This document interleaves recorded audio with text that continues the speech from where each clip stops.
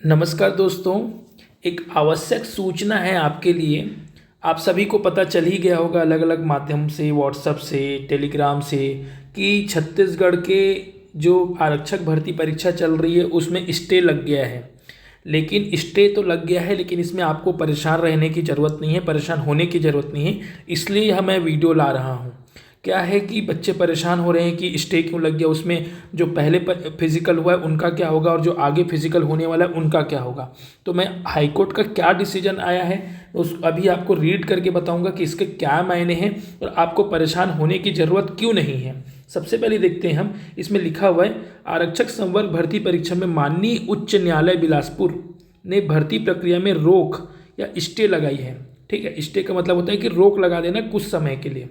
भर्ती में शामिल अभ्यर्थियों को सूचित किया जाता है कि भर्ती प्रक्रिया आगामी आदेश तक स्थगित की जाती है। मतलब आगामी आदेश जब तक आएगा तब तक भर्ती प्रक्रिया नहीं होगी। भर्ती प्रक्रिया फिर से प्रारंभ होने की तिथि की जानकारी पृथक रूप से दी जाएगी।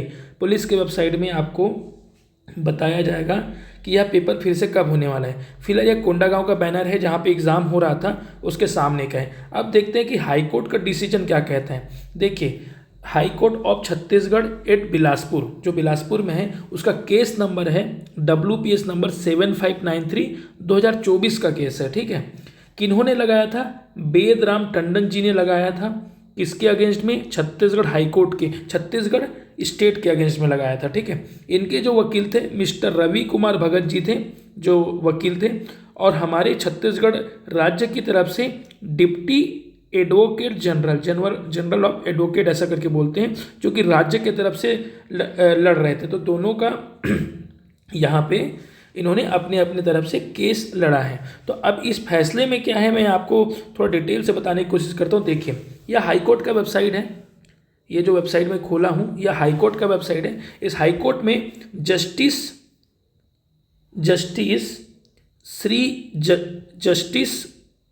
श्री राकेश मोहन पांडे जस्टिस जो हैं, इनके द्वारा सुनवाई किया गया है। और इस सुनवाई में जो आपका जजमेंट है उसके लिए हम देखते हैं। देखिए, अभी केस का टाइप हमने देखा WPS। मैं आपको डिटेल से बता रहा हूँ ताकि कोई भी आप परेशान होने की ज़रूरत नहीं, इससे थोड़ा वक्त लगेगा। मैं आपको क्लियर कर देता हूँ कि आपको क्यों परेशान हो। अपना केस नंबर था 7593। देखिए, 7593 2024 का केस साल था, है ना। एक बार इसको रिफ्रेश कर लेते हैं।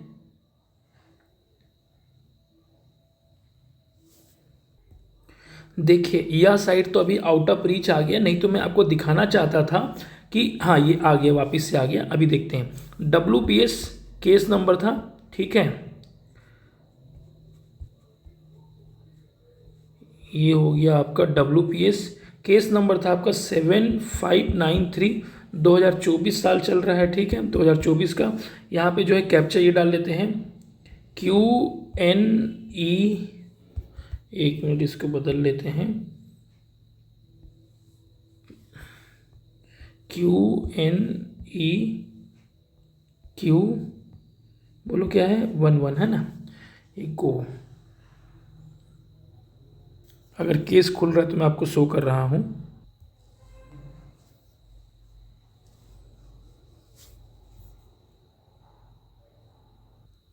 तो देखो, वो खुलने के बाद ये केस आ गया। अब इस केस को समझो आप लोग। देखो, 25 तारीख को एक पहला केस लगा था, उसका 26 तारीख को दूसरा, 25 तारीख को पहली सुनवाई हुई थी। ये सुनवाई में जो डिसीजन आया था 25 तारीख को, उसमें ये कहा गया था कि भाई इस केस को अगले दिन देखा जाएगा।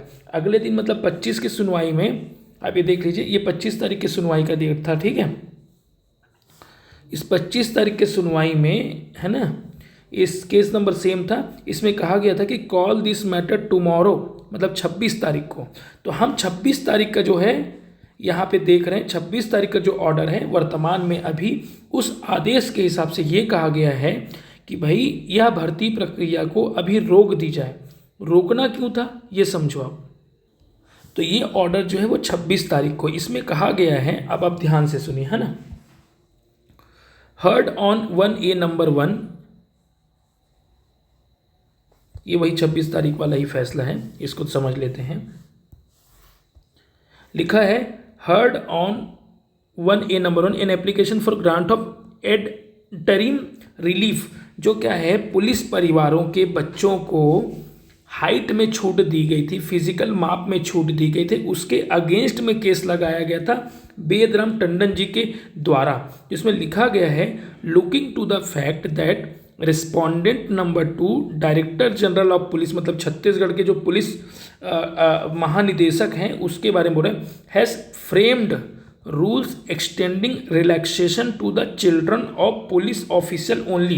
इसका मतलब यह हुआ जो पुलिस ऑफिसर के बच्चे हैं उनको एज में रिलैक्सेशन दिया गया है। इसमें लिखा है therefore the selection process pursuant to the advertisement number, देखो इस तारीख को आपका एडवर्टाइजमेंट आया था, आपको पता होगा 20/10/2023 को, है ना, सेल रिमेन स्टेड, स्टेड का मतलब समझ गए ना, स्टे लगा दिया गया है, रिमेन स्टेड मतलब रोक लगा दी गई till the date next date of hearing, अगले सुनवाई तक इसमें स्टे कर दिया गया है, किसी भी प्रकार की कोई प्रक्रिया नहीं होगी।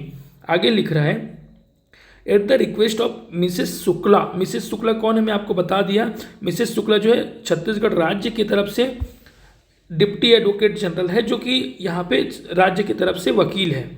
Call this matter in the week after next, week after next का मतलब भी आपको बता देता हूँ कि क्या होता है। वीक आफ्टर नेक्स्ट मतलब आज है ट्यूसडे का दिन, ठीक है, और अभी चलेगा बुधवार, गुरुवार, शुक्रवार, शनिवार, है ना, इसके जस्ट बाद जो सोमवार आएगा, मंडे आएगा, उस तारीख को सुना जाएगा। तो अगली सुनवाई आप देखो कैलेंडर में कि मंडे कब आ रहा है। मंडे भाई देखा आपने, तो मंडे जो है 2 दिसंबर को आ रहा है, ठीक है, तो 2 दिसंबर को अगली सुनवाई होगी। तो 2 दिसंबर मतलब आज से 2 दिसंबर तक आपका रोक रहेगा।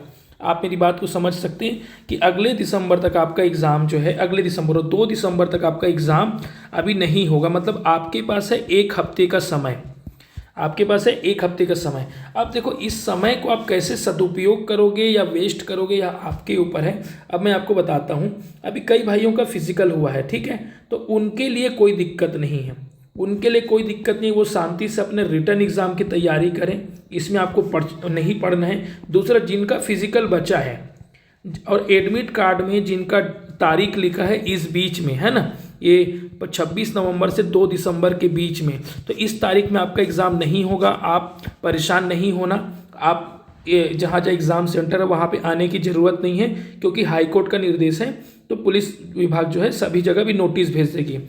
ये जैसे ही इसका फैसला आ जाएगा, लगभग 1 हफ्ता लगेगा, फैसला आने के बाद आपका नया एडमिट कार्ड जारी होगा। पहली बात तो नया एडमिट कार्ड जारी होगा, अगर हाई कोर्ट का आदेश रहा तो यह एग्ज़ाम रद्द भी हो सकता है। मैं एक संभावना ये भी बता देता हूँ, यह एग्ज़ाम रद्द भी हो सकता है, क्योंकि इसमें सिर्फ अभी फिजिकल आधे लोगों का ही हुआ है, पूरे लगभग 80% लोगों का फिजिकल बचा है, अभी 20-30% लोगों का फिजिकल हुआ है, 80% लोगों का फिजिकल एग्ज़ाम बचा है, रिटर्न एग्ज़ाम हुआ नहीं है, तो यह एग्ज़ाम रद्द भी होने की संभावना है।